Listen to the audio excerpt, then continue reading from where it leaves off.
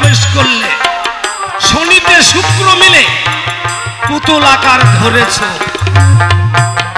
তাই তো গুরু, পিতা গুরু, মাতা গুরু, দীক্ষা গুরু আর শিক্ষা গুরু।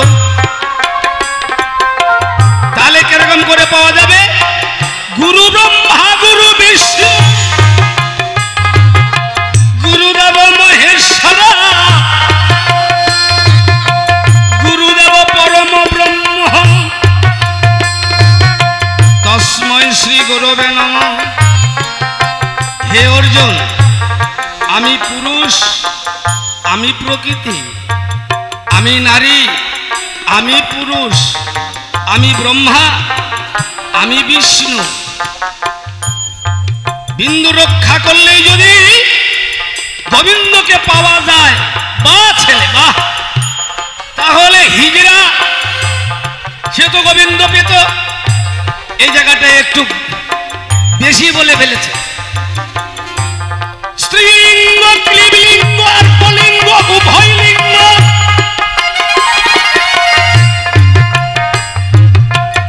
আর হলো জিহ্বালিঙ্গ। গুরুদেব কৃপা করে তোমার কর্ণজুনি জিহ্বালিঙ্গ দ্বারায়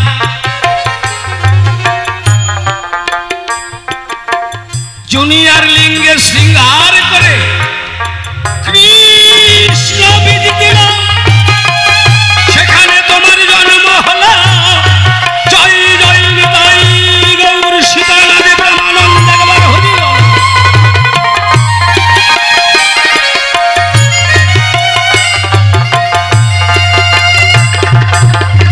আমি বলি এই বিশ্বাসে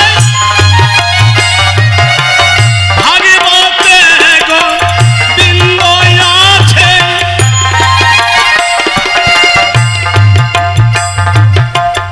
এই ভাগবত ভগত মাঝে,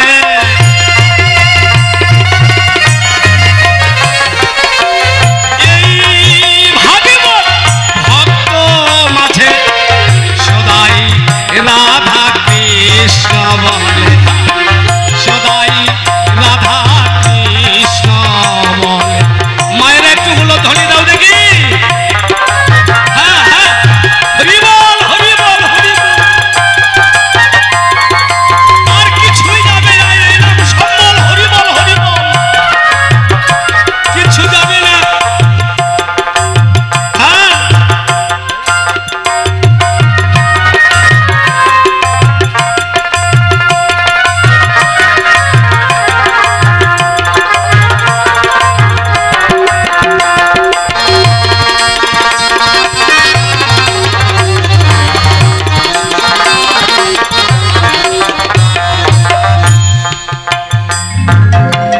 রতি শাস্ত্রে কোকা পণ্ডিতের কোক শাস্ত্রে এবং বিবাহের রূপ রস গন্ধ রতি শাস্ত্র লিঙ্গ বিচক্ষণ, মানে ওইখানে লিঙ্গের কথাগুলো লেখা রয়েছে। হিজড়ার কেন ছেলে মেয়ে হয় না? তাহলে শুক্রকীট সেখানে নাই, না রদ না বীজ। এটার নাম ক্লীবলিঙ্গ। একে ভালো নাম বলা হয় বৃহন্নলা। এই বিদ্যা শিকার জন্য অর্জুন স্বর্গে গিয়েছিল, গিয়ে এই বিদ্যা উপলব্ধি করেছিলেন। অর্জুনের এক নাম বৃহন্নলা। না নারী না পুরুষ, সাধনা করতে হয়। বাবা তুমি জিজ্ঞাসা করেছ, ছেলে মানুষ করতেই পারো, তাহলে পুল্লিঙ্গ মানে পুরুষ, স্ত্রীলিঙ্গ মানে নারী, ক্লীবলিঙ্গ মানে বৃহন্নলা। আসো, আরো লিঙ্গ রয়। কোন লিঙ্গের কোন কাজ হয়? একটা আরো একটা বলে ফেললাম যে জিহ্বালিঙ্গ। হ্যাঁ, উভয় লিঙ্গ। জয় গুরু জয়। তাহলে এমন ভক্ত যারা যারা আমি কবু যাই নাই তাদের পারা,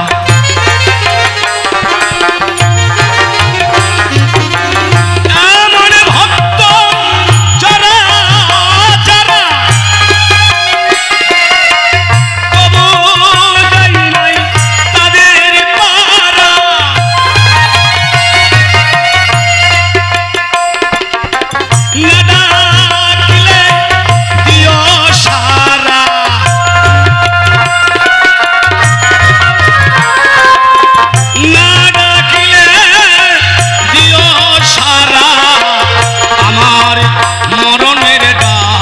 চরণে নমঃ নমঃ ভাগবত ভগত নম চরণে কমলে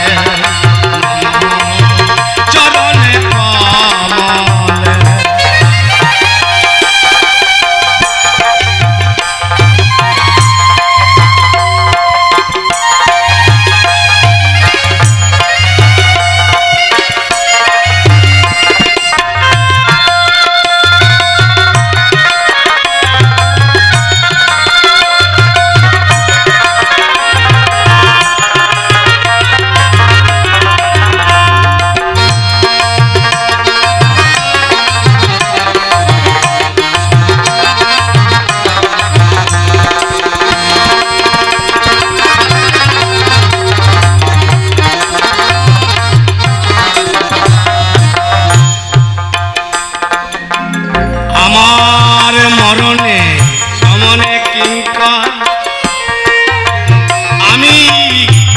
নাই শুনি ভয়ে ভয়ঙ্কর।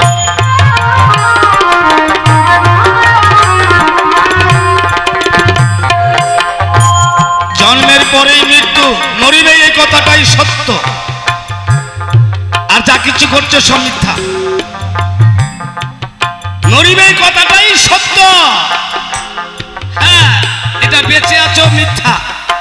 ভবা বাংলা তার গানের ভাষাও বলেছে, মরিবে বলে জেনে রাখো, কথার মতো কথা ছিল, মরণের দিন যাবে জানা।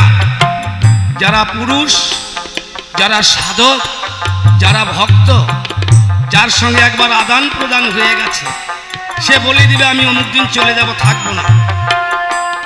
এটা সবারে দ্বারাই নয়। হ্যাঁ, আমার মরণের সমন কিঙ্কর দেখি নাই শুনেছি, ভয়ে ভয়ানক ভয়ঙ্কর। কারণ প্রহ্লাদকে রক্ষা করতে গিয়ে, ভক্তকে রক্ষা করতে গিয়ে ভগবান নরসিংহ রূপ ধারণ করে তাহাকে বধ করেছে। ছেড়ে দেব সেই কথা। দেখবেন মানুষ মরণের আগে পেশাব করে, পায়খানা করে, বাড়ির অভিভাবক যারা পুত্র কন্যা ছয় না।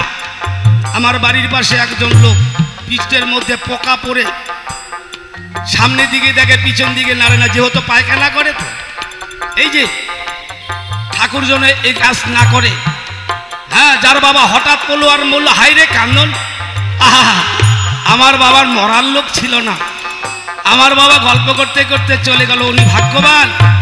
কোথায় সড়ক, কোথায় নরক, কে বলে বহুদূর। মানুষের মধ্যে সুরাসুর, এখানেই স্বর্গ, এখানে নরক। এই যে পেচ্ছাপ পায়খানা করে মারা যাচ্ছে, কোথায় যাবে বিচারটা আপনি করুন। সমাজের লোককে দেখিয়ে দিলেন যে আমি এখানে নরকে মরলাম। হ্যাঁ, তাই শোনো, দেখি নাই শুনি ভয় ভয়ঙ্কর। কাঙ্গাল ক্ষীরদ বলে আমারই ডর, কখন যেন ধরে কালে মরতে হবে। তাই তো তিন শ্রেণীর মানুষ, তিন প্রকারের ভক্ত, একটা নারী, একটা পুরুষ, একটা হিজড়া। ব্রহ্মা, বিষ্ণু, মহেশ। মানুষ তিনটা, একটা নারী, একটা পুরুষ, একটা হিজড়া। মানুষের এই যে মানুষ আমরা হাজার হাজার লক্ষ লক্ষ কোটি কোটি দেখতে পাই, হিসাবে তো তিনটাই পাই। তার মধ্যে শ্রেষ্ঠ করলেন দুইটা, একটা বাবা আর একটা মা। রাত আর দিন, ভালো আর মন্দ, এই তো যেদিকে যাবেন দুইটাই পাওয়া যাচ্ছে। তাই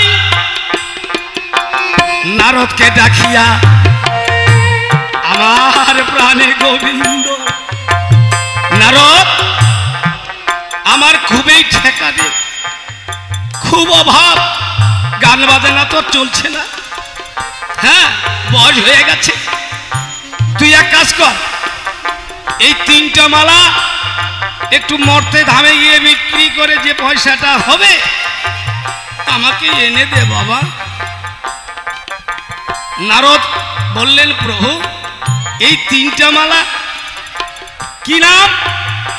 বলল এটা উত্তম, এটা মধ্যম, আর এটাই হলো অধম। এই পৃথিবীতে তিন প্রকারের মানুষ, উত্তম মানুষ, আর মধ্যম মানুষ, আর অধম। কেমন করে চিনবে? এই তিনটা মালা নিয়ে যাও। নারদ চিন্তা করলেন, প্রভুর এত ঠেকা, এই তিনটা মালা ধরাধামে গিয়ে বিক্রি করে পয়সা এনে দিব, তবে নাকি উনি চলাফেরা করবে। যাকে এই পৃথিবীতে উত্তম ভক্ত, উত্তম মানুষ আমি একজন, এই মালাটা বিক্রি করব না। এখানে রেখে দিল কাপড় মিলে এই জায়গায়। তারপরে মাঝখানে নিল মধ্যম, আর সামনে নিল অধম। এই তিনটা মালা নিয়ে মনে মনে চিন্তা করে কোথায় গিয়ে দাঁড়াবো। এইভাবে ভাবনা করিতে করিতে নারদ হস্তিনায় এলো। মহামান্য দুর্যোধনের সবাই রইল। ওই সবার মধ্যে যখন নারদ ঋষি এলো, নারদ হেতায় আগমন কিসের কারণ? বলবেন না দুর্যোধন, আমার প্রভু তিনটা মালা পাঠিয়েছে, এই তিনটা মালা বিক্রি করে পয়সা নিয়ে গিয়ে তাকে দিতে হবে। বলুন তিনটা মালা কি কি? বলছে প্রভু এটা উত্তম, এটা মধ্যম, আর এটা অধম। হে নারদ, তোমাকে কোথাও যেতে হবে না। এই পৃথিবীতে উত্তম পুরুষ, উত্তম মানুষ আমি হই। উত্তমের মালাটা আজ আমার গলায় তাড়াতাড়ি পরিয়ে দাও। আমার মামা শকুনি মধ্যম, তুমি তার গলে পরিয়ে দেবে। আর অধম, ওই সময় সুইপার যাচ্ছে ওদিক দিয়ে, এই যে সবারে থাকে অধম, আমারই কর্মচারী, তুমি তার গলে পরিয়ে দাও। এই কথা শুনিয়ে বড় ব্যথা পেল দুর্যোধন। আজকে নোংরার কাজ করি, আবর্জনা ফেলি, গু পরিষ্কার করি, পেচ্ছাপ ধুয়ে দিই, এ কাজটা তো তোর মা করেনি। আমি তোর মায়ের জাত, আমি তোকে পরিষ্কার করেছি, আমি তাইতেছি পার। আমাকে মেথর বলে সংসারের এই পৃথিবীতে যত নোংরা কাজ, যেদিন কেউ থাকে না সেই দিনের দিন আমি সমাজের যত নোংরা কাজ পরিষ্কার করি বলে বাবুরা থাকতে পারে, সমাজের লোক থাকতে পারে। তুমি এই সবার মধ্যে আমাকে ছোট করলে। ধর্মপুত্র যুধিষ্ঠির গিয়ে বললেন, নারদ, এই পৃথিবীতেই অধম বলতে আর কেউ নাই, এই পৃথিবীতে ছোট বলতে কেউ নাই আমি ছাড়া। তুমি দয়া করে অধমের মালায় আমার গলে পরিয়ে দাও। জয় জয় নিতাই গৌর সীতানাদি প্রেমানন্দের বর করি বল।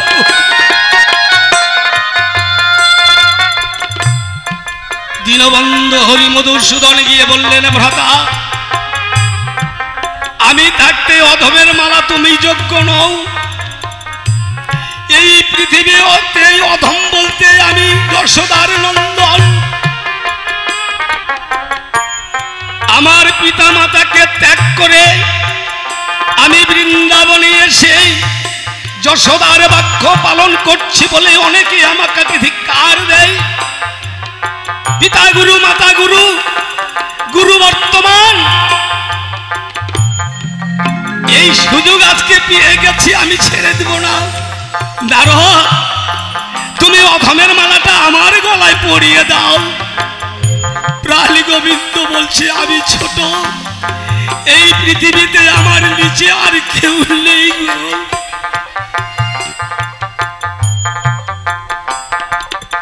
আমার থেকে ছোট কেউ নেই, আর আমি অধম, আমার থেকে অধম বলতে আর কেউ নেই। দুর্যোধন তাকিয়ে দেখছে ব্যাপারটা কি, যেই অধম মালাকে আমি ঘৃণা করলাম, একে দেখি ধর্মরাজ যুধিষ্ঠির টানে, আর একদিকে প্রভু শ্রীকৃষ্ণ দয়াল মুনি, তিনি বলছে অধমের মালাটা আমার গলে পরিয়ে দাও, আমি সমাজকে দেখাবো আমার থেকে অধম আর জগতে কেউ নাই। নিতাই গৌর সীতানাথে প্রেমানন্দ একবার হরি বল।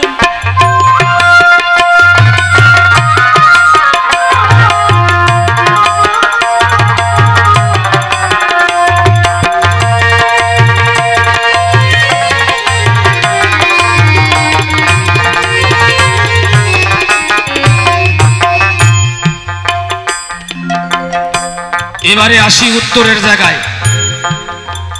খুব শর্টে টাইম তো, কিছু না বললো তো হয় না। ছেলেটা জিজ্ঞাসা করেছে, খুব সুন্দর প্রশ্ন করেছে, যে কি বলেছেন, কার জন্য শিব যোগী ঋষি শিব শ্মশানে বাস করিতেছে। হ্যাঁ, শ্মশানে শান্তি আর স্বপ্নে সুখ। স্বপ্ন দেখবেন 3 তলা 4 তলা 7 তলার মধ্যে খাটের মধ্যে শুয়ে আছেন, স্বপ্ন ভেঙে গেলেন, ছিঁড়া কেতা ছিঁড়া ধোকরা খেরের মধ্যে শুয়ে আছি গো। সুখ আর শান্তি হলো শ্মশান। কেউ বলবে না খাবার দাও, কেউ জিজ্ঞাসা করবে না তুমি আমাকে কাপড় দাও, কেউ এসে বলবে না যে তোমার কাছে আমি টাকা পাই, টাকাটা দাও, তুমি আমাকে ছেড়ে চলে গেলেই তুমি আমার টাকাটা দিয়ে দাও।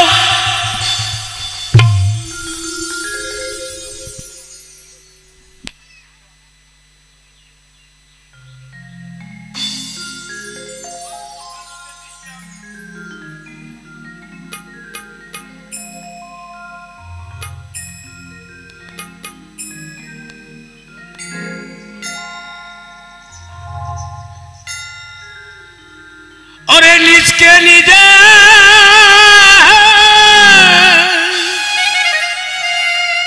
আজকে ক্যাসেটিং গান করতে পারি না বলে আমি 6 মাইল দূর থেকে প্রণাম করি বাবা।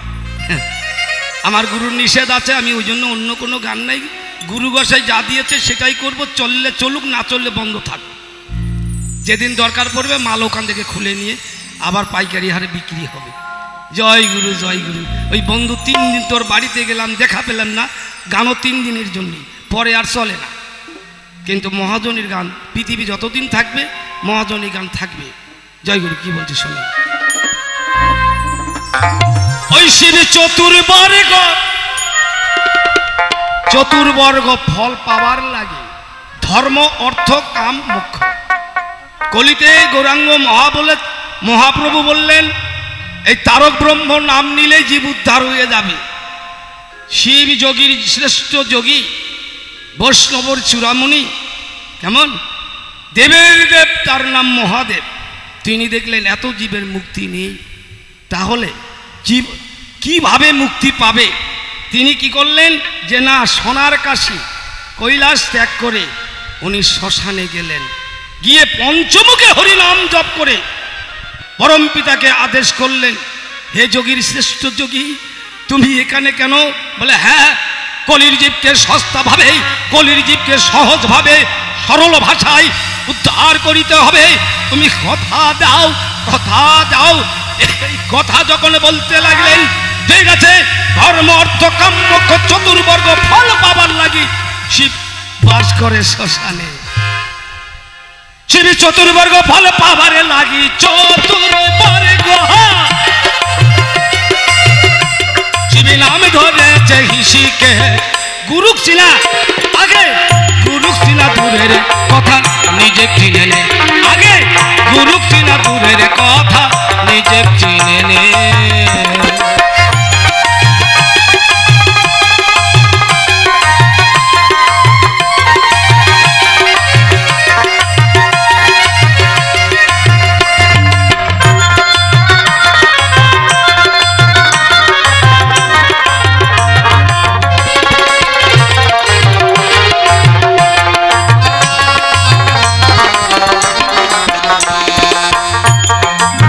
কি গুরুর শ্রীপাদ পথে গয়া কাশী বৃন্দাবন।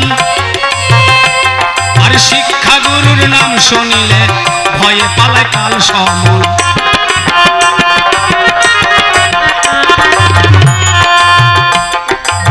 দীক্ষা গুরুর শ্রীপাদ পথে গয়া কাশী বৃন্দাবন। জগৎ গুরুর নাম শুনিলে ভয়ে পালায় কাল সমন।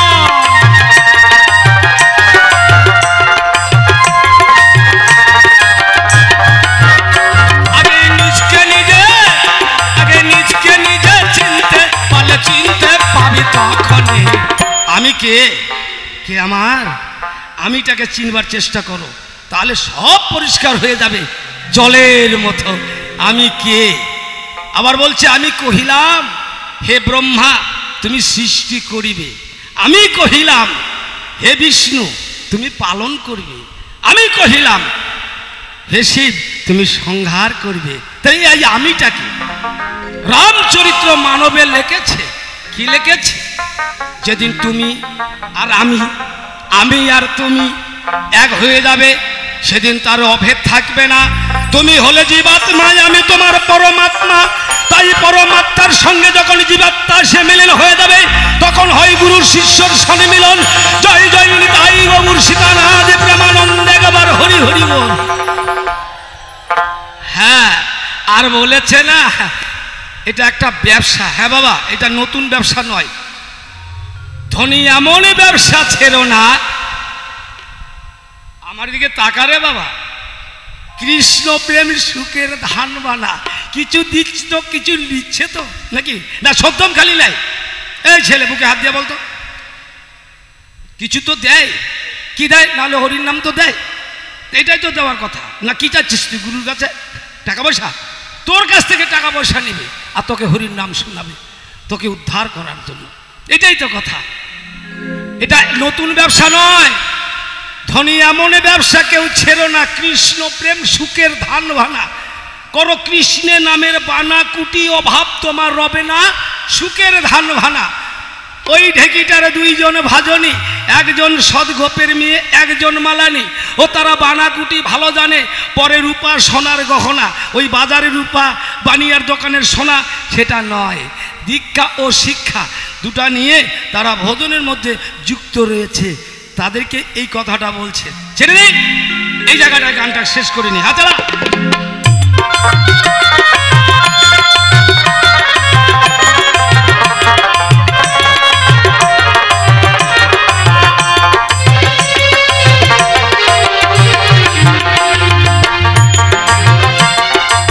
সাগর বংশ ধ্বংস হলো কপিল মুনির বচনে। আর দিলীপ রাজা গঙ্গায় আনার কারণে।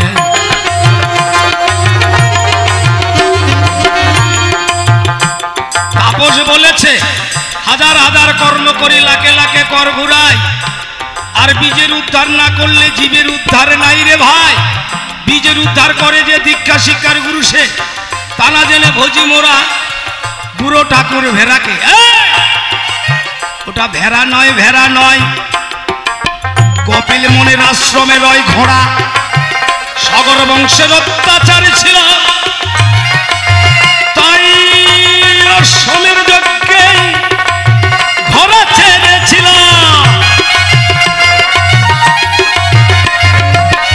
এই ঘোড়াটা চুরি করে পাতালে নিয়ে গিয়ে কপিল মুনির আশ্রমে লুকিয়ে রাখে।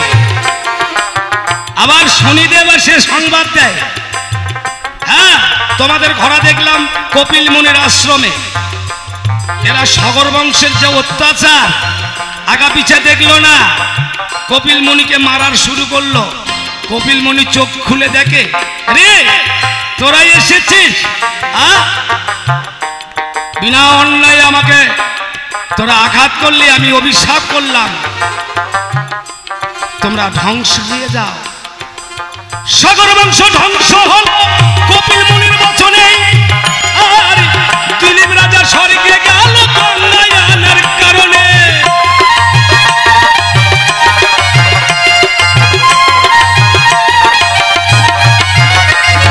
সেই না দিলীপ বন্দী হলো শিবের জটায় গঙ্গা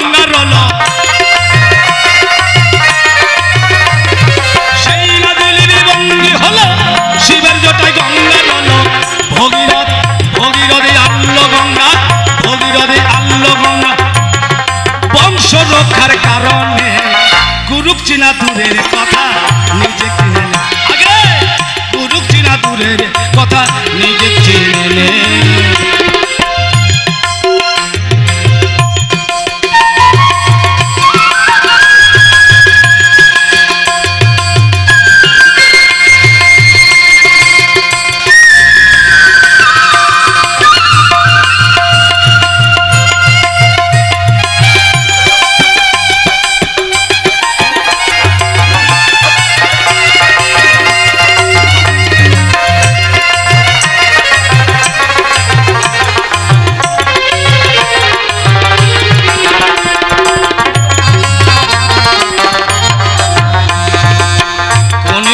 পদস্থলে রঘুমুনির দর্শন, এ কথাটা বলেছে আমার শ্বশুর।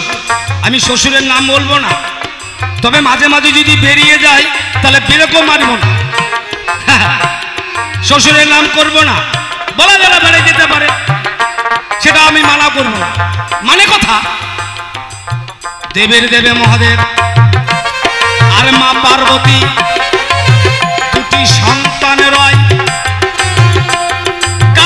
গণেশকে ডাকিয়া কয়, ওরে আমার মনে বাঞ্ছা রয়, এই যে আমার গলায় যে মালাটা দেখতে পাচ্ছিস, এই যে মালা ভালো করে দেখে নে। এই পৃথিবী ভ্রমণ করে যে বেটা আগে আসবে, যে ছেলে, আমি নিজে হস্তে আমি মা হয়ে তার গলায় মালাটা পরিয়ে দেব। কার্তিক বড় চতুর, মানে চালাক বেশি, আর বুদ্ধি রাজা হলো বিনয়ক, পেটটা টেকুয়া। কোনোদিন কেউ বিপদে পড়লে এই নাম ধরে জপ করবে, বিপদ হইতে মুক্তি পাবে। হ্যাঁ, আবার ভালো নাম হলো গণেশ, এটা পরে, আবার গজানন, আবার সিদ্ধিদাতা। মা নাম রেখেছিল বিনয়ক। ঠিক আছে মা, কার্তিক কথা শুনে মনে করলো আজকের দিনে আর গণেশ পেল না, এই মালাটা আমি নেব, কারণ আমার আছে ময়ূর। আমি ময়ূরের পিঠিতে পড়ে বিশ্ব ব্রহ্মাণ্ড ভ্রমণ করে আসব। ও চলে গেল হালকের মধ্যে পাতলা, আর গভীরে চলে গেল কে না গণেশ। গণেশের হলো ইঁদুর, ওর নড়তে নড়তে ধরে নেন বদলপুর থেকে মালান্ডিকে যেতে যেতে ওই রায়গঞ্জ পার হয়ে চলে যাবে, যাবে না? হ্যাঁ, ময়ূর তো কার্তিক ভ্রমণে বেড়াইলেন, আর পিতায় ও মাতা দুইজনে বসিয়া রইলেন।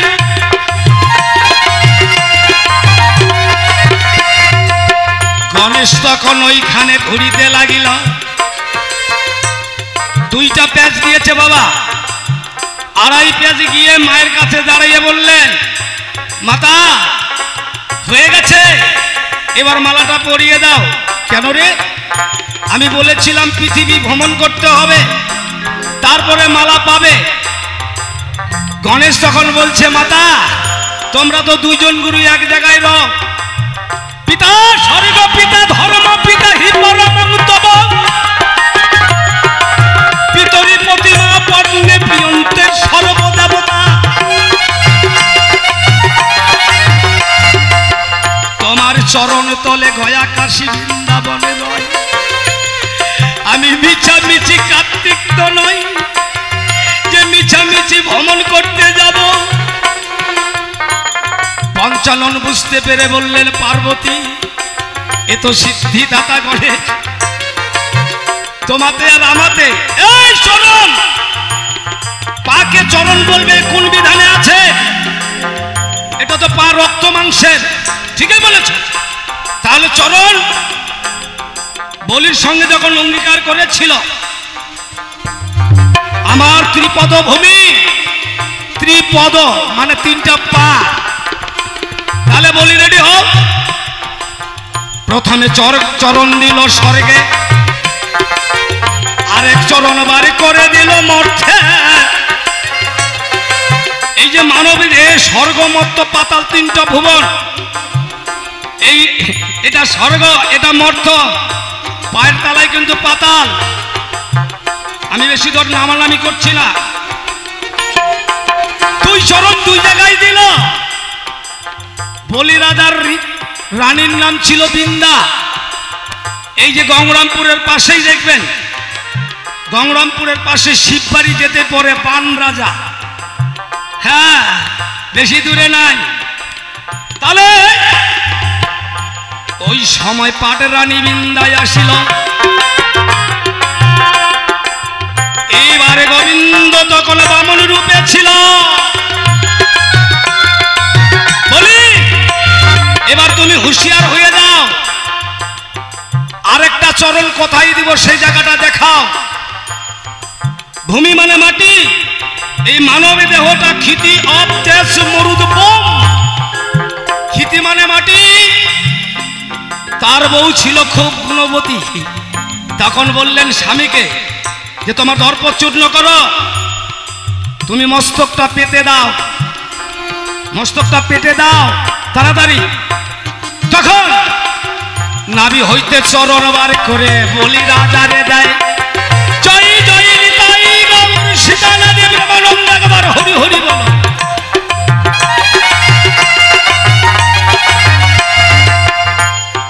তৃতাং চরণ। এবার দুই চরণের কথা বলি। যুগল চরণ, রাঙ্গা চরণ, শ্রীচরণ, গুরুর চরণ। এর নাম হলো বাউল গান। কিন্তু আমরা পয়সা দিয়ে তো সেটা নিব না। আরে এই লোকটা নামে না কেন, ভকর ভকর ছাড়ে না। হ্যাঁ এখন এই ক্যাসেটিং গান শুরু হয়ে যাবে। হ্যাঁ এইটারই কিন্তু সংখ্যাটা বেশি হয়ে গেছে। বাবা আমাকে ক্ষমা করে দিবেন, ডাকবেন না তাতেও আমি আনন্দ পাবো। কিন্তু দাঁড়ে দাঁড়িয়ে গিয়ে তো কৃষ্ণ কথা বলতে পারবো কি বাবা, পারবো কি না? তাহলে যুগল চরণ ভক্ত গিয়ে করিল আহ্বান। ভক্তাধীন ভগবান বললেন প্রভু আমাকে যুগল চরণ দাও, আমি ওই চরণের আশাধারী। যুগল চরণ দেও আমারি, ওই চরণের আশাধারী। যুগল চরণ দেও আমারি। ভক্তের বাঞ্ছা পূর্ণ করার জন্য শ্রীমতী রাধাকে টেনে নিলেন। শ্রীমতী রাধাকে টেনে নিয়ে রাধার কি করলেন না, রাধার আসলো ডান চরণ, শ্রীকৃষ্ণের বাম চরণ। এই দিকটাকে যদি পেঁচিয়ে নিয়ে যখন ওই দিক দিয়ে পেঁচিয়ে নিল, এই নাভির কাছ থেকে পেঁচিয়ে নিয়ে ওর এক চরণ এর এক চরণ হয়ে গেল দুই চরণ। ভক্তকে বলল বাবা এই নে তুই যুগল চরণ। জয় জয় নিতাই গৌর সীতানাথ প্রেমানন্দে একবার হরি বল। ছেড়ে দিয়ে যাই বাবা। ছেলেটা মনে মনে রাগ করছে, আরবার কি যে বলবে। এইবার দেখাচ্ছেন না মেঘটা কত বড় অন্ধকার করে এসেছে। উঠলে আমার বাবার মায়ের শাশুর শ্বশুরের শ্রাদ্ধপিণ্ড করবেই ছেলেটা, আমি বুঝতে পারছি। কিন্তু আমারও তো আবার রাগ হয় কি না, এটা গানে বলছে আমারও তো ইচ্ছা হয় নাকি। দুটা গান করেছে, তাহলে আমি একটা গান যদি করি তা বাড়িতে গেলে তো গাল খাবো। হ্যাঁ তুমি বাপের বেটা বলছে, বাপের বেটার মতন বলে যাবে। তা আমি এখন বাপের বেটার মতন বললাম, তুমি এখন মায়ের বেটার মতন শুনলে। ভালো হলে নিবে, আর না হলে আমাকে দিবে, বাড়িতে নিয়ে চলে যাবো। এইবার শুনে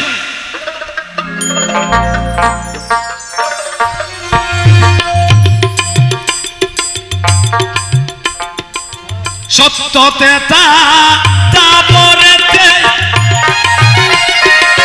সুখ হলো না মিলনেতে।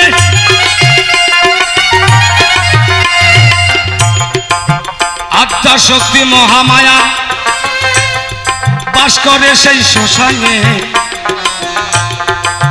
গুরু চিনা দূরের কথা নিজে চিনে, গুরু চিনা দূরের কথা নিজে চিনে। নিজকে নিজে চিনতে পারলে, নিজকে নিজে চিনতে পারলে চিনতে পারবি তখন। গুরু চিনা দূরের কথা নিজে চিনে, আগে গুরু চিনা দূরের কথা নিজে চিনে।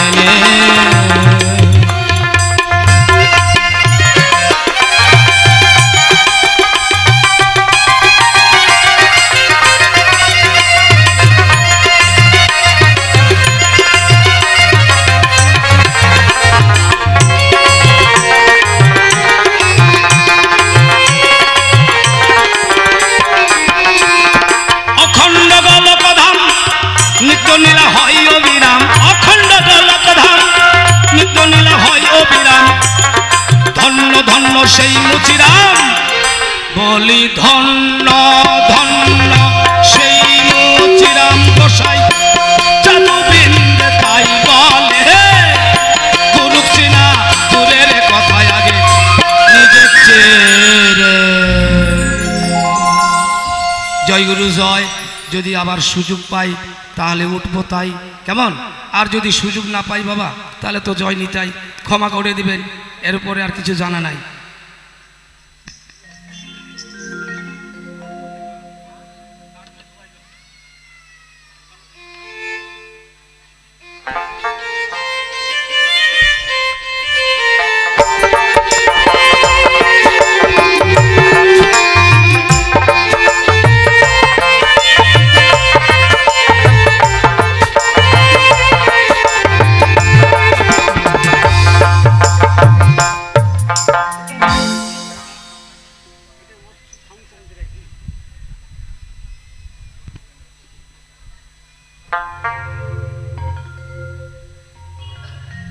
শুনলাম বসে বসে এতক্ষণ, যা করেছিলাম জিজ্ঞাসা জবাব পেয়েছেন মা? পেয়েছেন? আপনারা যদি পান তাহলে আমিও পাই না। খুব সুন্দর জবাব দিয়েছে।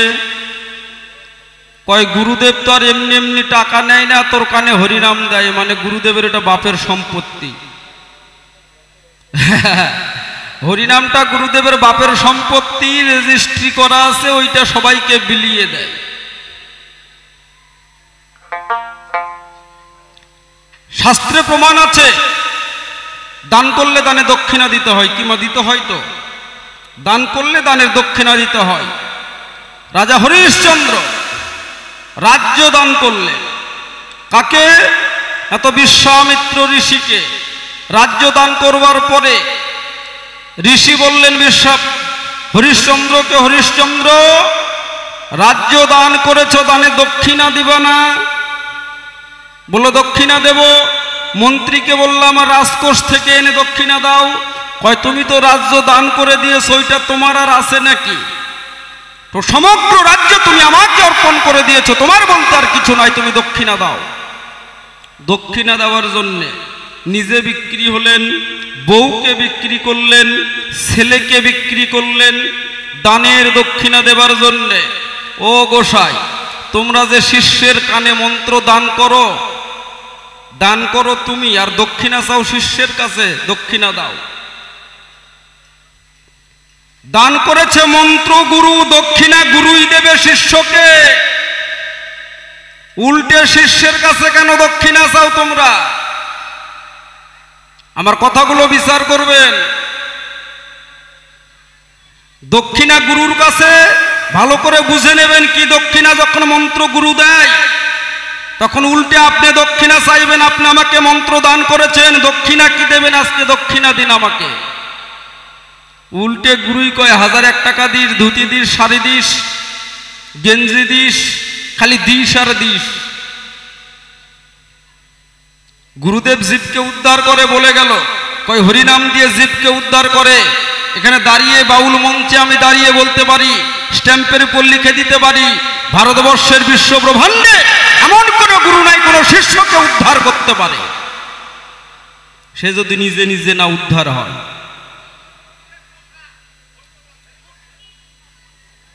নিজে নিজে যদি আমি না উদ্ধার হই, গুরুদেব কোনোদিন আমাকে উদ্ধার করতে পারে না।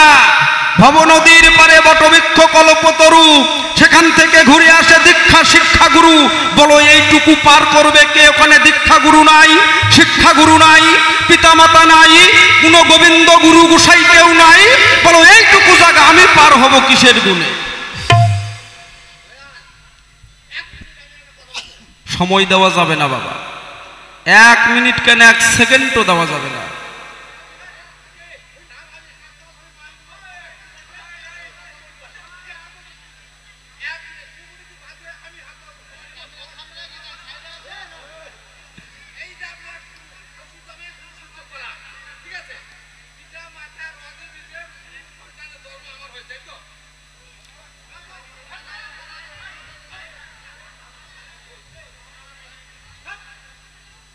হরিবল হরিবল। তাহলে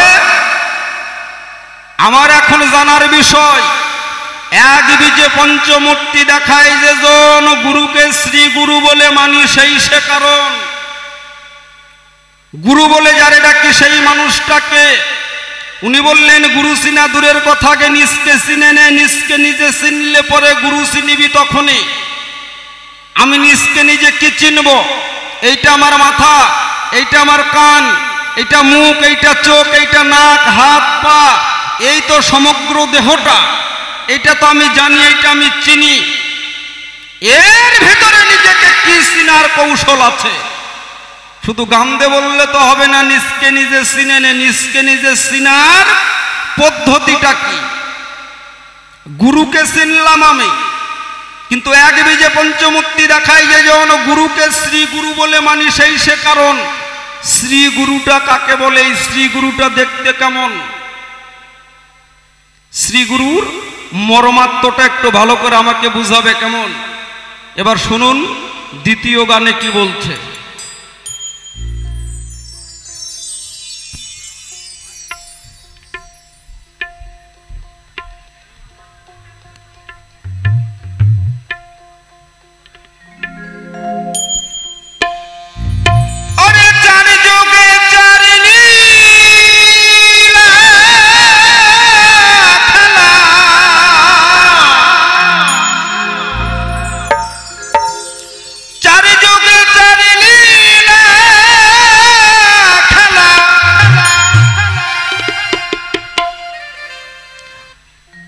বলো কোন ধামে কোন মানুষ মল,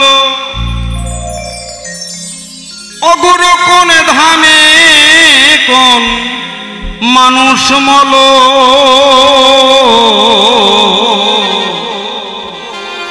গুরু তাই আমারে বলো।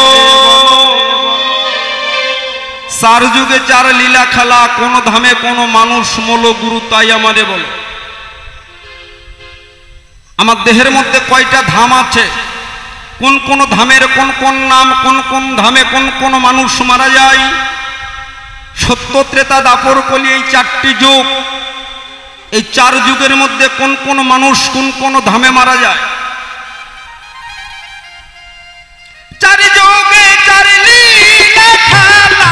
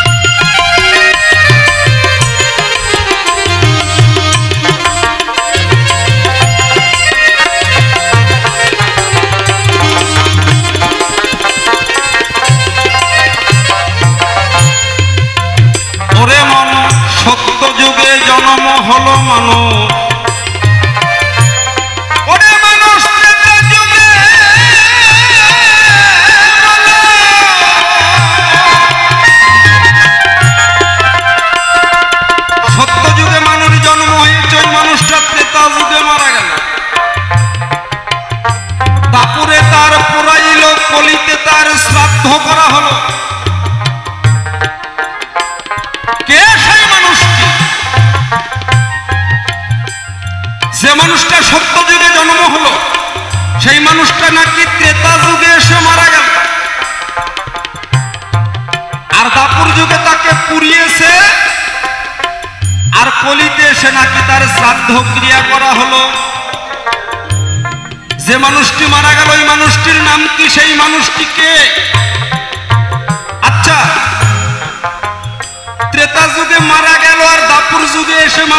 এসে পোড়ালো। এতদিন মরাটা পচে যায় নাই, মরাটার গন্ধ হয় নাই। কোথায় সত্য আর কোথায় দাপুর আর কোথায় ত্রেতা? ত্রেতা অতিক্রম করে এসে দাপুরে পোড়ালো, মরাটা পচে যায় নাই, মরাটার গন্ধ হয় নাই। বলো এতদিন অপেক্ষা করার কারণটা কি? মূল্য এক যুগে আর পোড়ালো আর এক যুগে, আর শ্রাদ্ধ হলো ঘরে ঘরে আর এক যুগে। এত ব্যবধান কেন? এই ব্যবধানের কারণটা কি? সত্য যুগে জন্ম হলো মানুষ, ওরে মানুষ ত্রেতা যুগে বলে।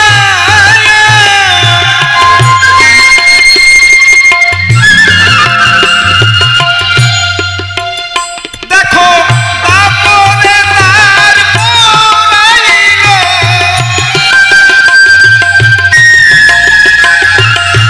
দাপরে তার পোড়াইল, কলিতে তার শ্রাদ্ধ হলো গুরু, কলিতে তার শ্রাদ্ধ হলো গুরু। তাই আমারে বলো ও গুরু, তাই আমারে বলো।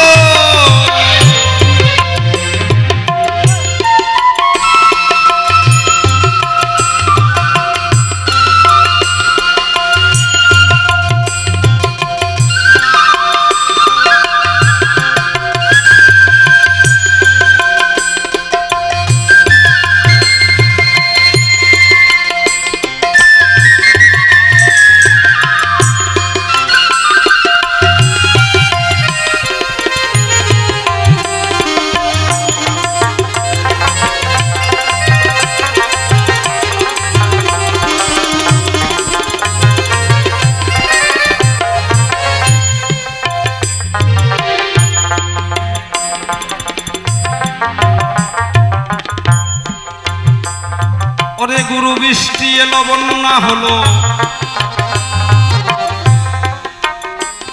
আমার বাড়ির উঠানে ভিজে, উঠানে ভিজে গেল।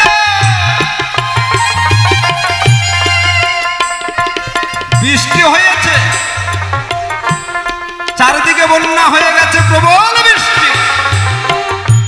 এমন বৃষ্টির তাড়নায় আমার বাড়িতে এক বুক জল, চারিদিকে বন্যা হয়েছে। এমন সময় আমার বাড়িতে গুরুদেব এলো। বলো কোন জায়গায় এখন গুরুকে আসন দেব? আমার বাড়িতে এক বুক জল, এর মধ্যে গুরুকে আসন দেব, কোন জায়গায় গুরুর আসন দেওয়া হবে? এবং দীক্ষা গুরু আমার বাড়িতে এসেছে। গুরুর চরণ ধৌত করবার জন্য পূজার অর্ঘ্য সাজাইয়ে নিয়ে যখন থালা ভরে গেলাম, এমন সময় দেখতে দেখতে দেখা গেল শিক্ষাগুরু আমার বাড়িতে এসে হাজির। শিক্ষাগুরু এসে বলে, এই তাপস, আমি শিক্ষাগুরু, বর্তমান তুই কার পূজা করিস? শিক্ষাগুরু দীক্ষাগুরুকে পূজা করছি। এমন সময় পিতা মাতা এসে বলে, আমরা তোর আদিগুরু। বল, আমরা পিতা মাতাই আদিগুরু, আমরা থাকতে কার চরণ পূজা করি? তাহলে কয়টা গুরু হলো? দীক্ষাগুরু, শিক্ষাগুরু, পিতা মাতা। এমন সময় দেখতে দেখতে একজন সাধু আর একজন বৈষ্ণব আসলেন। চারদিকে বন্যা। সাধু আর বৈষ্ণব এসে কয়, বাবা, আমরা বর্তমান, আমাদের আগে পূজা কর। পিতা মাতা কয় আমাদের আগে কর, দীক্ষাগুরু কয় আমার কর, শিক্ষাগুরু কয় আমার আগে কর, সাধু আর বৈষ্ণব কয় আমার আগে কর। মন্দিরে আছে রাধা গোবিন্দ। দেখতে দেখতে এমন সময় আমার ঘরের বউ এসে কয়, এই ভণ্ডামো করার জায়গা পাও না, সব বাদ দিয়ে আগে আমার চরণে পূজা কর। বলো কার চরণ পূজা করব? দীক্ষাগুরু, শিক্ষাগুরু, পিতামাতা, সাধুগুরু বৈষ্ণব, না মন্দিরে রাই কিশোরী, না আমার বইয়ে?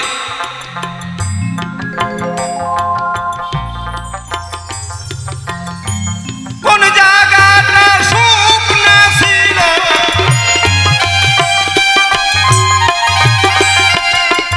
ওরে মনে কোন জায়গাটা শুকনা ছিল,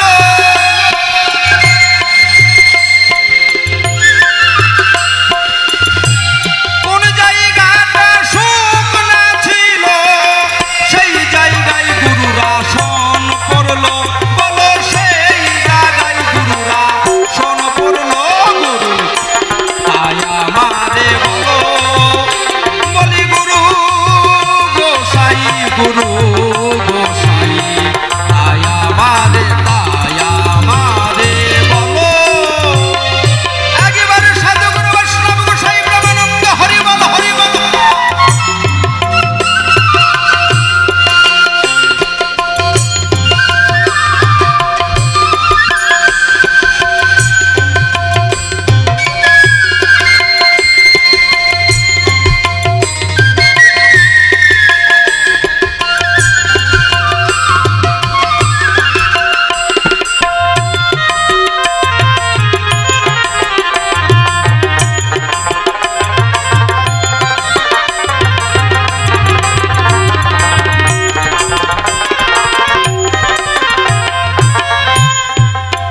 শুনেছি নাকি তালের গাছে শৌলের পোনা, ওরে মন আমার দেখতে দেখতে লাগে ভালো।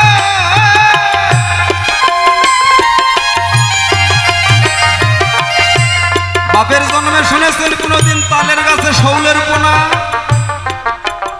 ওমা আপনাদের বদলপুরে আছে নাকি যে শোল মাছ, ওই শোল মাছ তালের গাছে ডিম পারে আর তালের গাছে শৌলের পোনা অর্থাৎ বাচ্চা হয়? আর ওই তালের গাছে শৌলের পোনাকে ধরে খেতে নাকি সাগদহ থেকে একখানা কুম্ভীর আসলেন। এই সাগদহটা কোথায় আর কুমিরটাই বাকি?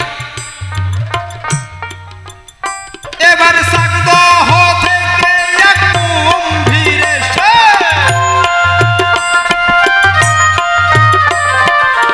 সাগদহ থেকে কুমির এসে দেখো সেই না পোনাকে ধরে খেলো। গুরু সেই পোনাকে ধরে খেলো। তাই আমারে বলো গুরু, তাই আমারে বলো।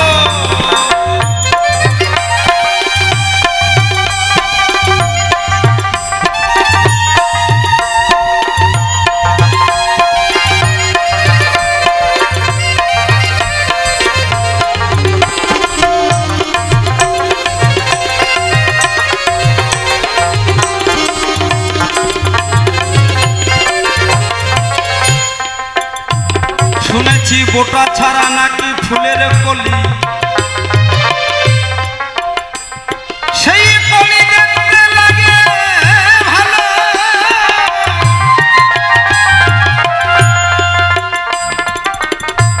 এই আমার সম্মুখে রাধা গোবিন্দের চরণে কতগুলো ফুল দিয়ে সাজিয়ে রেখেছে।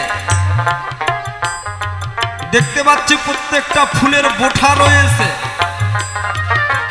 কিন্তু মহাজন বলছে না সেই ফুলটার নাকি বোঠা নাই, বোঠা ছাড়াই নাকি ফুলের কলি ধরেছে। সেইটা কোন ফুল?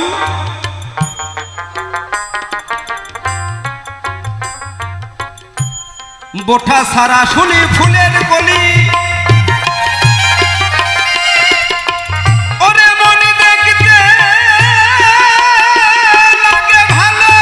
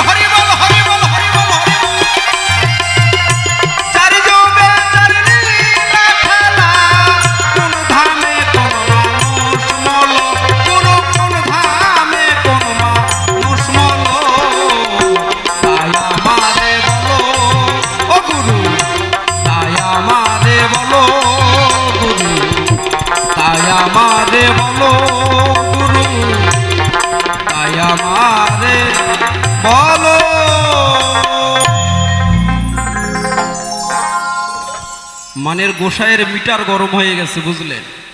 হ্যাঁ, জামাইয়ের মিটার গরম হয়ে গেছে, আর বসে থাকতে পারলেন না। হরিবল কি বলছে শুনুন।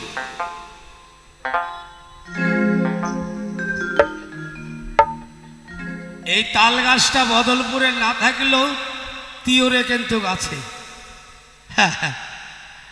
আর ওই তাল গাছে শোলের পোনায় একটা দুটা ছিল না, 25 কোটি ওই পোনা ছিল।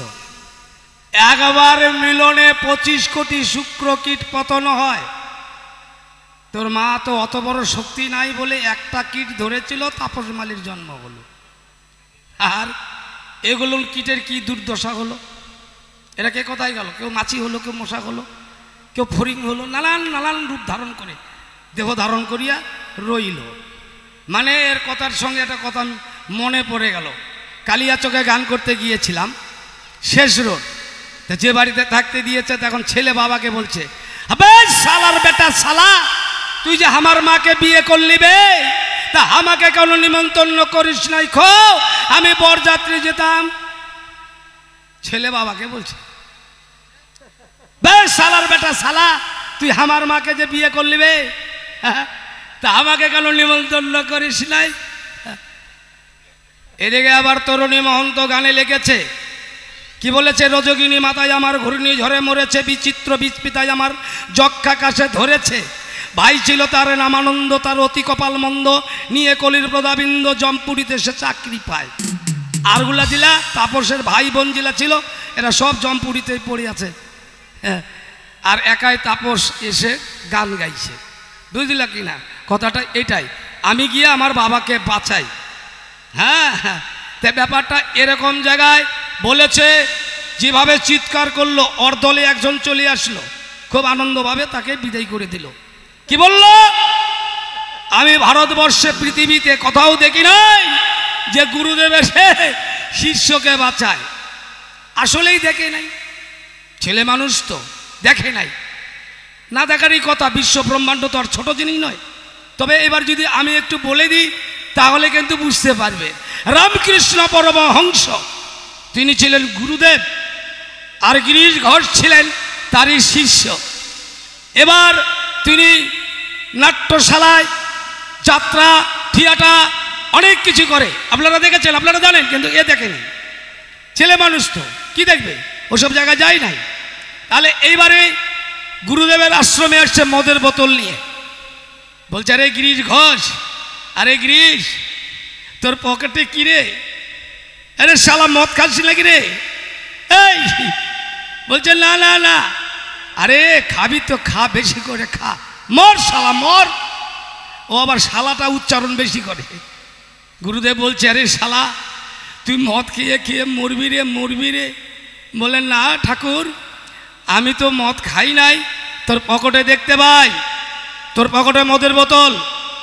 গিরিশ ঘোষ তখন মদের বোতলটা বার করলো। বার করার সঙ্গে দেখে ওই মদের বোতলের ভিতরে রামকৃষ্ণ পরমহংস তার ছবিটা দেখতে পায়। মনে করলো আড়ালে গিয়ে একটু সেবা করব। গিলাসে যখন ঢালে তখন দেখে গিলাসের মধ্যে গুরুদেব। আরে এই বস্তু না খালে কি হবে? অমনি গিরিশ ঘোষ ফেলে দিল মদের বোতল গ্লাস। ক্যান্সার রোগ যখন হলো তখন গুরুদেব রামকৃষ্ণ পরমহংস এসে বললেন, ওরে গিরিশ, তোকে আমি কতবার মানা করেছিলাম রে, তুই আমার কথা শুনিসনি রে। আজকে তুই যদি মারা যাস দেশের অনেক ক্ষতি হবে, তুই গুরু পাবি, কিন্তু আমি তো শিষ্য পাবো না রে। দে দে তোর ক্যান্সার রোগটা আমাকে দে, দে, দেরি করিস রে, দেরি করিস নে। শিষ্যের রোগটা টেনে নিল। এ গিরিশ ঘোষ তুই বেঁচে থাকে পৃথিবীতে, সকলে জানবে, তাহলে গুরু বলে বিশ্বাস করবে। সেই গিরিশ ঘোষের ক্যান্সার রোগ রামকৃষ্ণ পরমহংস নিয়ে বিছানায় পড়ে গেলেন, শিষ্য বেঁচে থাকলেন। জয় জয় নিতাই গৌর সীতানাথ ব্রহ্মানন্দ। একবার হরি বল, হরি বল, হরি বল, হরি বল। বিষয়টা কি? আমি আবার মার খাওয়া মানুষ তো, ভগবানকে সকলে মারে। ভক্তের হাতে যেমন সেবা নিতে ভালোবাসি, ভক্তের হাতে মার খেতেও আমি ভালোবাসি, এটাই আমার স্বভাব, বুঝলেন না? হ্যাঁ, ভক্ত মোর মাতা পিতা, ভক্ত মোর গুরু, ভক্তের নামে রেখেছে বাঞ্ছা কল্পতরু, তাই তো? হ্যাঁ, এখন বলেছে আবার এমন এক জায়গায় গান ধরেছে বাবা, হ্যাঁ, জীবনে গান শুনি নাই, চার যুগের চার নীলা খেলা, কোন ধামে কোনো মানুষ রইল, গুরু গোসাই তাই আমারই বলো। সত্য যুগে হলো মানুষ, ত্রেতা যুগে মরিল, দাপর যুগে পড়াইল, কলিতে তার শ্রাদ্ধ হইল, গুরু গোসাই তাই আমারই বলো। হ্যাঁ, যাতে আমার জামাই উঠে মাথা চারা না দেয়। আরে বাবা, বেটিটা তো তোর, বেটিটা তো আমার হাতে আছে। হ্যাঁ, এটাও একবার চিন্তা ভাবনা করে না। তারপরে বলেছে বন্যায় এসে বাড়ি ডুবলো, উঠান কাদা হলো, কোন জায়গাটুকুন শুকনা ছিল, তার উপরে গুরুর আসন পড়িল। ধর দেখি বাবা সুরতালটা। প্রথমে যখন তোর দীক্ষা গুরু এলো, সেই দীক্ষা গুরুকে প্রণাম করবি। অজ্ঞানতিমিরং ধস্যা জ্ঞান অঞ্জন শলকয়া চক্ষুর মিলিতং যেন তস্মৈ শ্রী গুরুবে নমো নমো। দিয়ে দে দীক্ষার গুরুর চরণে ফুলঞ্জলি। এলো শিক্ষার গুরু, অখণ্ড মণ্ডলাকারং ব্যক্তং যেন চরাচরম তদপদং দর্শিতং যেন তস্মৈ শ্রী গুরুবে নমো। গেল দীক্ষাগুরু, গেল শিক্ষাগুরু, আসলো যখন তোর মাতা পিতা আর যদি গুরুগুলো, তখন তুমি তৃতীয় মন্ত্রটা পাঠ করবে। যেহেতু তোমার পিতা মাতা দুটাই একটাই, দুটা নিয়ে একটাই, দুই অঙ্গে এক অঙ্গ, সেটাই হলো আমার গৌরাঙ্গ। আমরা দেখতে পাই বিষ্ণু প্রিয়াকে ছেড়ে যায় ভাই, কিন্তু না, বিষ্ণু প্রিয়াকে ছেড়ে নাই, বিষ্ণু প্রিয়াকে সঙ্গে নিয়ে যায়। তখন তুই এই মন্ত্র করে সব গুরুকে প্রণাম করবি। গুরু ব্রহ্মা, গুরু বিষ্ণু, গুরুদেব মহেশ্বর, গুরুদেব পরম ব্রহ্ম, তস্মৈ শ্রী গুরুবে নমো নমঃ। রাধা গোবিন্দ যখন আসবে, তুই রাধা গোবিন্দকে যখন প্রণাম করবি, তখন একই মন্ত্র দুটা উচ্চারণ হয়, একটা হে কৃষ্ণ আর একটা হা কৃষ্ণ, একটা কাছের একটা দূরে। যে পায় নাই তার জন্য হা, আর যে একবার পেয়ে গেছে সে কাছে হে। হে কৃষ্ণ করুণা সিন্ধু দীনবন্ধু জগৎপতে গোপেশ গোপিকা কান্ত রাধা কান্ত নমস্তুতে। বউ এসে বললেন, কি বললেন? তুমি আমাকে প্রণাম করো। হ্যাঁ, করেছিল। রামকৃষ্ণ পরমহংস সারদা দেবীকে, হ্যাঁ, চেয়ারে বসেই নিয়ে তিনটা জবা ফুল তিন জায়গায় দিয়েছিল বাবা। হ্যাঁ, তিন জায়গায়, একটা মাথায় দিল, একটা চরণে দিল, আর একটা নাভিতে দিল। এই জায়গাটা বন্ধ করে দিল, এই জায়গাটা বন্ধ করে দিল। সেদিন থেকে জোয়ার নাই, বাচ্চার আর সিন নাই। যেটা চলছে অম্বুবাচী, কেমন গেট বন্ধ আছে। শুনেন এবার গান। হরে কৃষ্ণ। ওরে জীবে কি বুঝিতে পারে,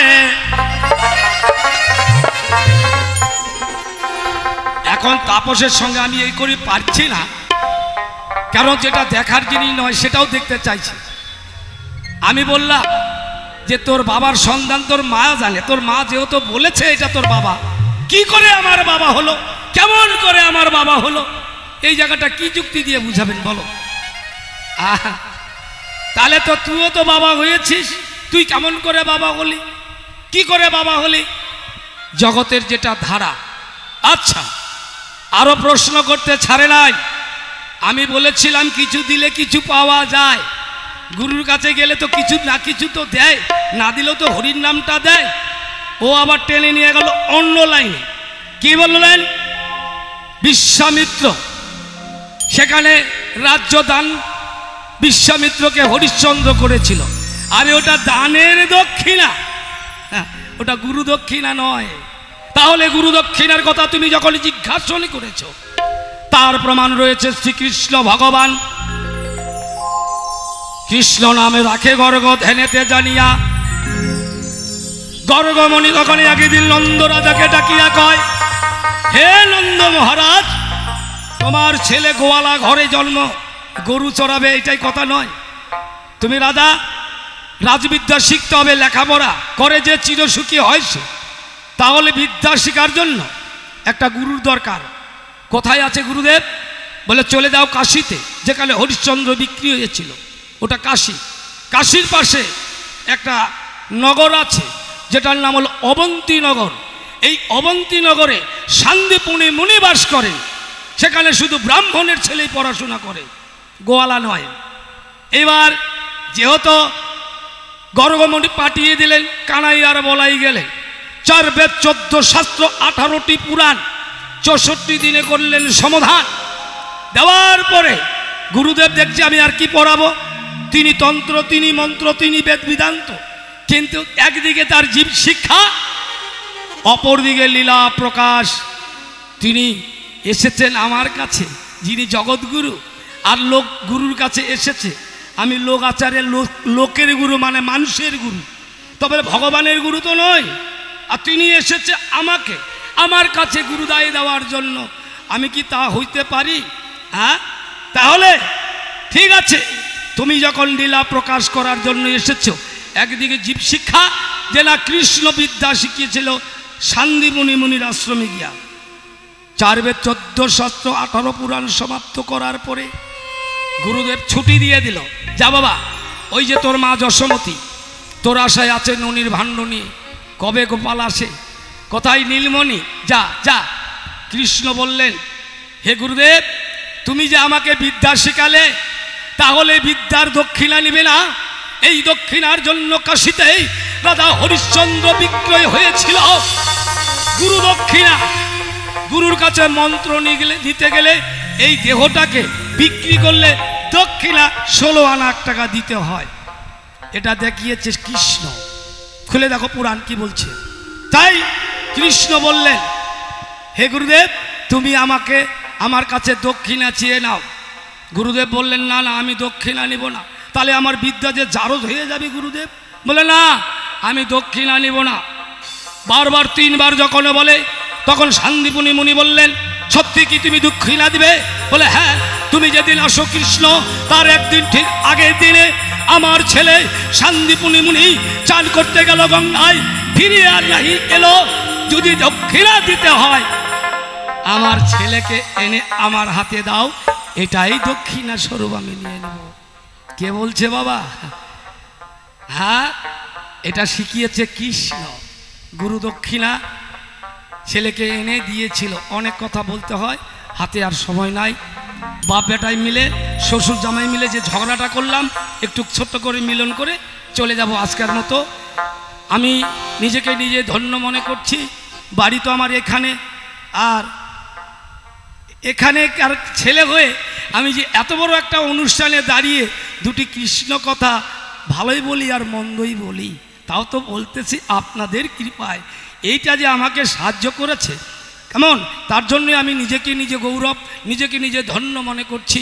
জয়গুরু। এবার যাই, 4 যুগের 4টা যে মানুষ, কোন ধামে কোন মানুষ মরল আর কে বেঁচে আছে, শোনো গান। ওরে জীবে কি বুঝিতে পারে, কি বুঝিতে পারে, থাকিতে জীবত সত্যতে দাপর কলি লীলা চমৎকার, সত্যতে দাপরে কলি লীলা চমৎকার। জয় জয় নিতাই গৌর সীতানাথ ব্রহ্মানন্দে হরি।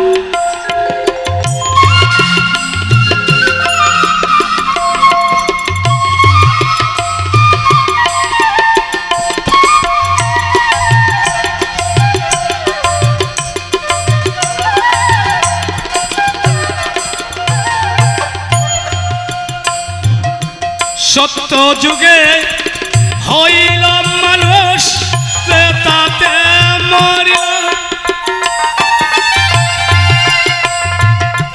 সত্য যুগে নারায়ণ হয়েছিল এক ব্রহ্ম। এখান থেকে 4টি অংশ, কেমন, এক অঙ্গে 4 অঙ্গ, 4টি ভাই ত্রেতা যুগে। রাম, ভরত, লক্ষণ, শত্রুগণ বুঝে গেল, ত্রেতা যুগে মরিল। মরাটা মানে আমার বাবা মরল, মায়ের কাছে আমার জন্ম হলো। তাই এখানে বাউলের ভাষায় বলছে সত্যযুগে হলো মানুষ, ত্রেতাতে মরিল। সত্যযুগ কখন? বাল্যকালটাকে বলছে সত্যযুগ। দেহের মধ্যে কাম কামনা বাসনা লোভ আসে নাই। এটা কখন আসে? 11 থেকে 14। সাধুগুরু বৈষ্ণব বললেন 12 বছরে বৃন্দাবনে ফুলে ফুটে একটা নারীর প্রতি একটা পুরুষের আকর্ষণ বাড়ে। ওই যে দেহে কামালো তখন ত্রেতা। হ্যাঁ, সত্য যুগে নারায়ণ হয়েছিল, ত্রেতা যুগে রাম সীতার কাছে মরিল, লবে আর কুশের জন্ম হলো। আবার দাপর যুগে পরাইল, দাপর যুগে পরাইল, কলিতে তার শ্রাদ্ধ হইল। তাই আমারে বলো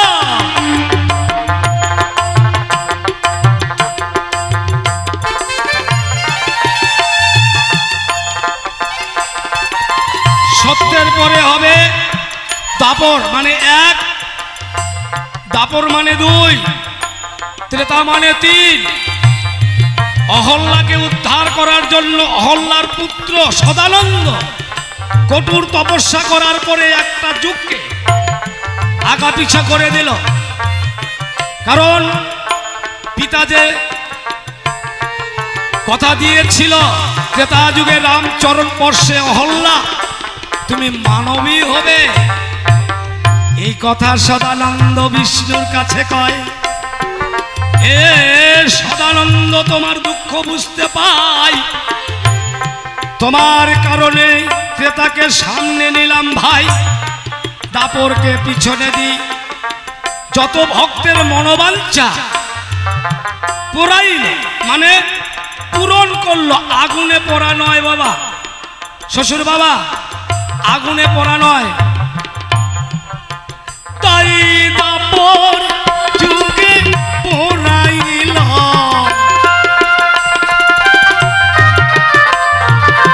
দাপর যুগে পোড়াইল, কলিতে তার শ্রাদ্ধ হইল। তাই আমারে বলো আর সত্য ত্রেতা দাপর কলি, সত্য ত্রেতা।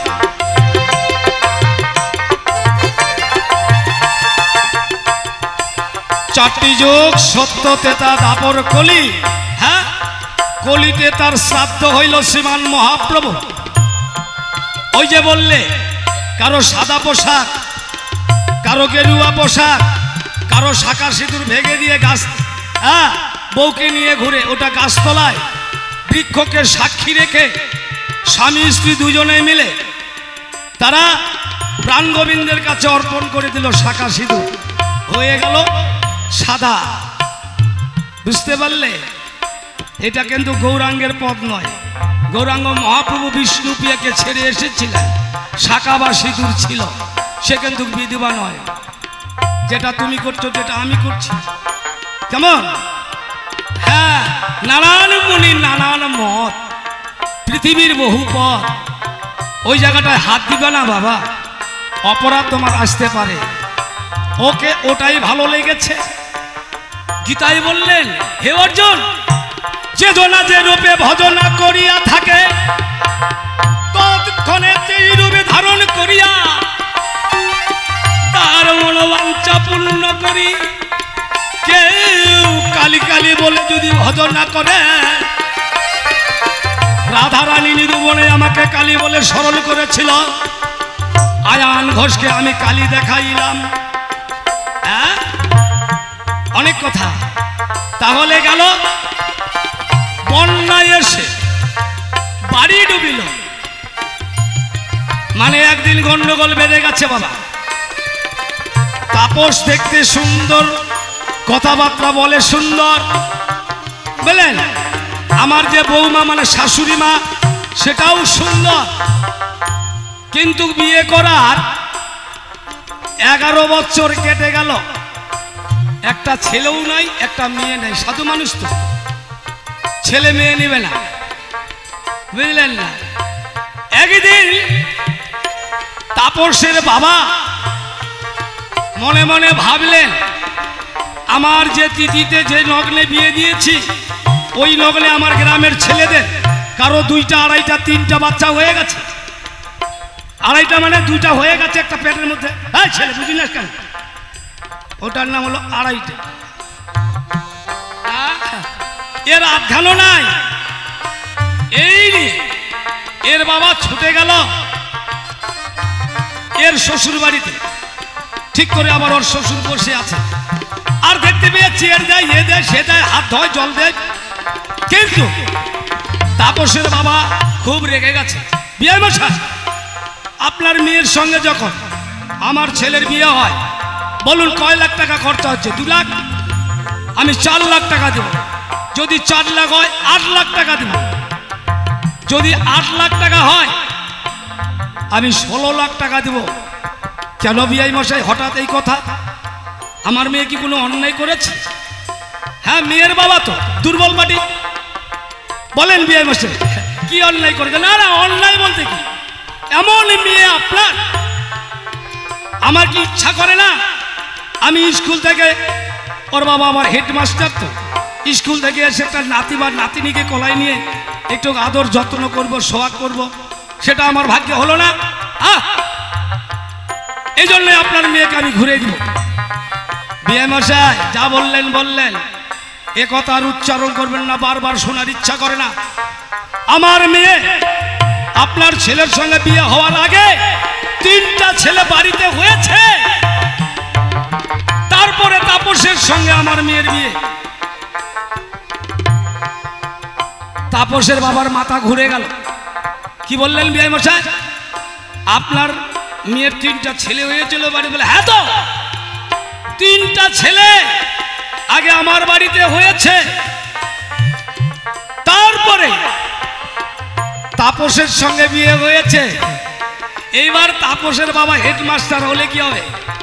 এবার গিয়ে মেয়ের বাবার হাত ধরে বলছে, বিয়ে মশাই এ কথা আর বলবেন না, আমার ছেলে সাধু মানুষ, বাউল গান করে, অনেক লোককে বুঝায়, আর যদি 3 ছেলে মায়ের সঙ্গে বিয়ে হওয়ার কথা শুনে, তাহলে কি আমার ছেলে জগতে বেঁচে থাকবে? হয় গলায় দড়ি দিবে, না হলে বিষ খাবে, না হলে রেল লাইনে গিয়ে মাথা দিবে। আচ্ছা বিয়ে মশাই, সুরটা নরম হয়ে গেল। আচ্ছা বিয়ে মশাই, আপনার মেয়ের যে ছেলে 3টা হলো, এটা আপনি কি করে জানলেন? বলেন। এটা আগে আপনার বিয়ান জানে, বিয়ান এসে আমাকে গল্প করলো, তাইতে আমি জানি। হ্যাঁ, নারী কিন্তু বাজা নাই, তুমি গান করেছো, এর নাম বাউল গান। বাজা নারীর সন্তান হলো,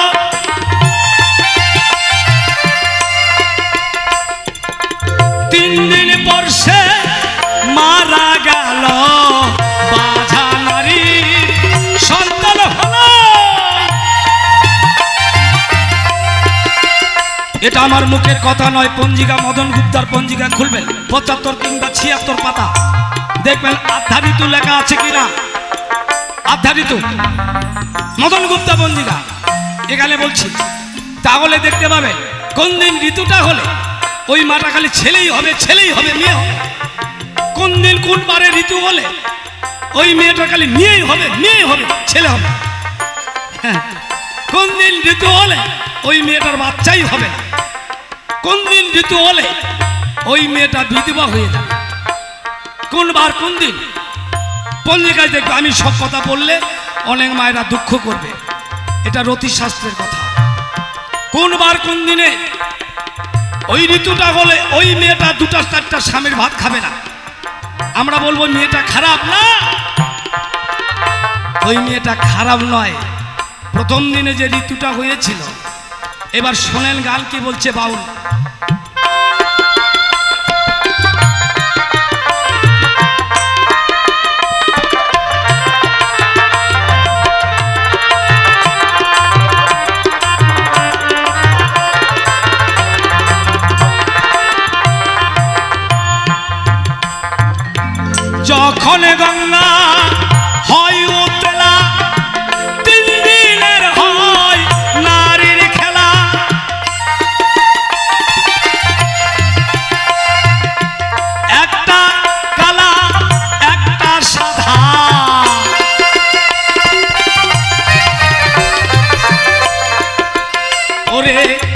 আর একটা হয় লালে মূরতি, গঙ্গা যমুনা সরস্বতী, গঙ্গা যমুনা সরস্বতী।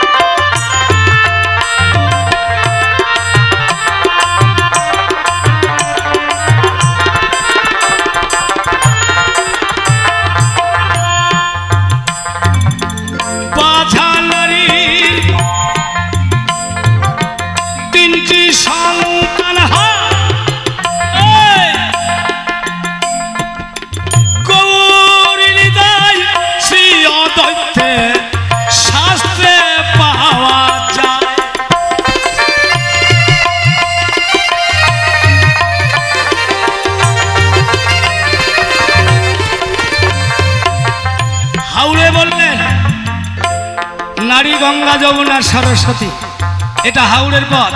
যখন গঙ্গা হয় উতলা, 3 দিনের হয় নারীর খেলা, একটা কালাই একটা সাদা, আর একটা হয় লাল মূরতি। ওই ধনের পশুপতি মানে শিব, এটা শিব ছাড়া জীবে জানে না, এটা হাওড়ে বললেন। তাহলে প্রথম দিনে যেটা হয় সেটা কালা, প্রথম জীবনে যেটা হলো সেই দিনটা হয় কালা, তারপরে সাদা, তারপরে হয় লাল মূরতি। তখন জীবের সৃষ্টি হবে বোটা ছাড়া ফুলের কলি। ওই গাছে আসলো ফুল, ফুলের সৌরভে জগতে মাতে, কেবল লালনের মনে মাতিল না। জয় জয় জয় গৌর সীতানাথ প্রেমানন্দ।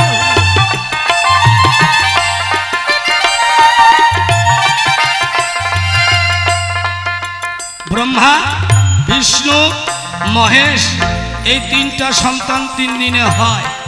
তখন সে মা আখ্যা পেয়ে যায়। তারপরে একটা ছেলের সঙ্গে মেশামেশি করলে জগতের জগতের মা হয়। আর উনি তখন জগৎ মাতা হয়ে এই জগতে প্রবেশ করলেন। এটা থাকে কতদিন পর্যন্ত? 55 থেকে 65 বছর বয়স পর্যন্ত। ওই নারীর দেহে জোয়ারটাই এর মধ্যে বাচ্চা আসতে থাকে, যাতেই থাকবে। 65 বছর বয়স হলে আর জোয়ার নাই, ফুল নাই, ফল আর হবে না। জয়গুরু কোকা পণ্ডিতের কোক শাস্ত্রে এটাই পেয়েছে। এবার আসি শোনো। তাহলে এটা কলিতে নাম দিল। বাধা নারীর 3টি সন্তান হয়, গৌর, নিতাই, শ্রী অদ্বৈত। অদ্বৈত মানে শিব, গৌর মানে দাপর যুগে কৃষ্ণ, ত্রেতা যুগে রাম, দাপরে কৃষ্ণ, কলিতে গৌর। হ্যাঁ, নিতাই মানে বলরাম, বলরাম মানে লক্ষণ। হরিবল হরিবল, নামগুলা পাল্টাপাল্টি হয়েছে। 3 দিনে 3টা সন্তান। তাহলে ব্রহ্মা, বিষ্ণু, মহেশ। তারপরে বন্যাটা এবার দেখায়। আচ্ছা বলো তো বাবা, বিচার করে, তুমি বিচারি, তুমি কেনি, বন্যাটা কি উপরে না নিচে? হ্যাঁ, যখন নদীর জোয়ার আসে,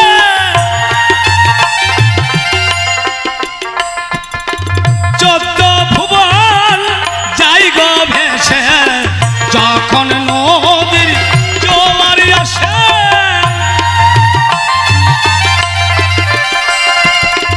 চোদ্দ ভুবন যাই গো ভেসে। গুরু শিষ্য একই পাশে,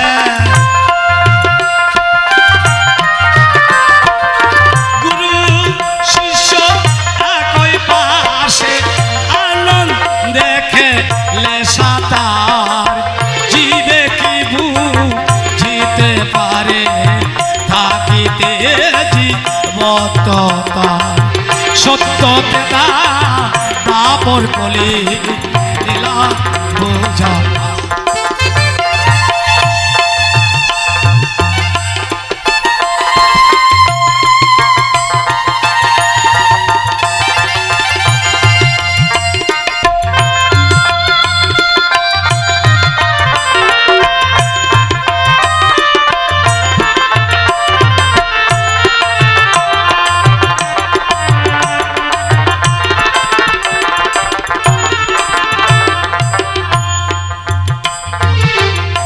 কোন ভুলে গুরুর পূজা হয় গো?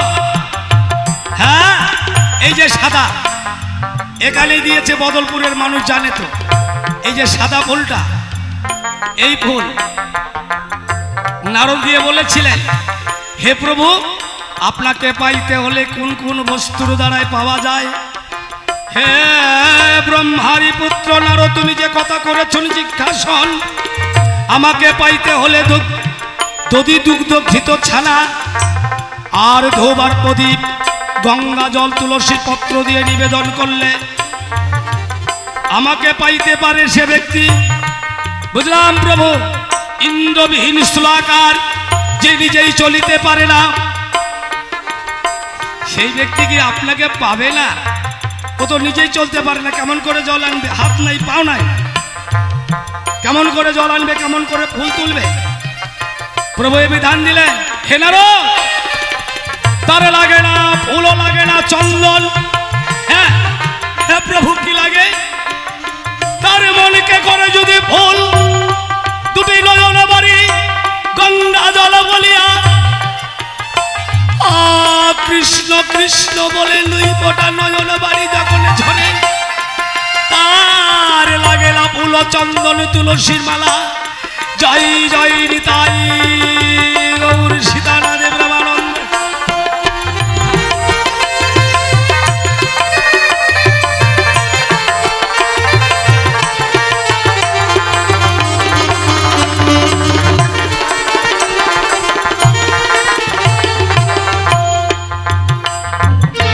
তালে গাছে হলো পিতা মণিপুরে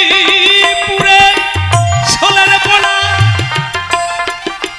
ওই যে চাকদোয়া বাজারে সেখানে আমার মা গিয়ে, হ্যাঁ ওই ছোলের পোনা ধরে ধরে খায়, এর তাকে ভাঙবার উপায় নাই। বাউল গান ঠারে ঠুড়ে হয়, বুঝে নিতে হয়, অনেক মা মনে রয়েছে। তাই তাল গাছের ছোলের পোনা মণিপুরে বাসস্থান, পিতা হলো তাল গাছ। হ্যাঁ, আর ওইখানে গিয়ে কি করলো?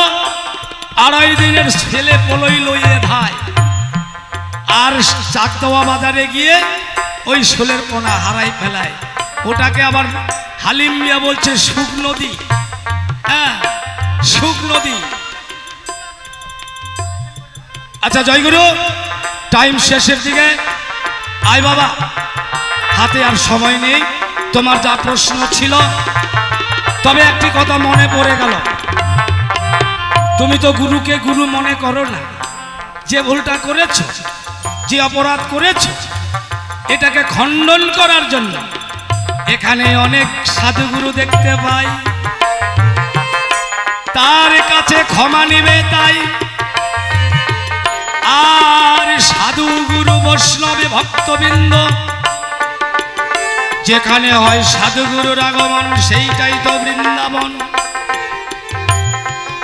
তুমি যখন আমাকে গুরুর দ্বারে দিয়েছ, তুমি সাধুগুরু এই ভক্তের দ্বারে ভিক্ষা করিয়া আমাকে কিছু করে এনে দিবে, আর আমি এই করিটা তোমার ভুলের দক্ষিণার জন্য আমি কমিটির হাতে তুলিয়া দিব। জয় জয় নিতাই গৌর সীতানাথ প্রেমানন্দ। হরিবল হরিবল।